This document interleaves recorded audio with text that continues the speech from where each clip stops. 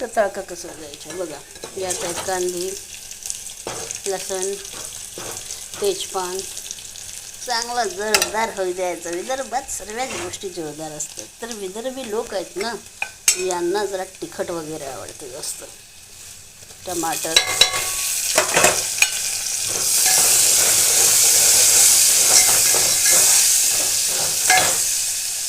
धूळ व्हायला लागलाय बाबा.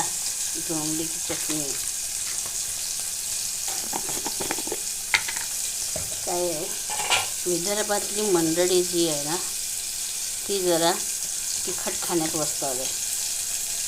तर तिखट खाण्यात वस्ताद असली म्हणजे चटका जेव्हापर्यंत तोंडाला मिळत नाही असा यात फिरवती ही तिखट, तुमच्या मराठी भाषेत बोलतो, आणि धनेपूड आणि आणि आणि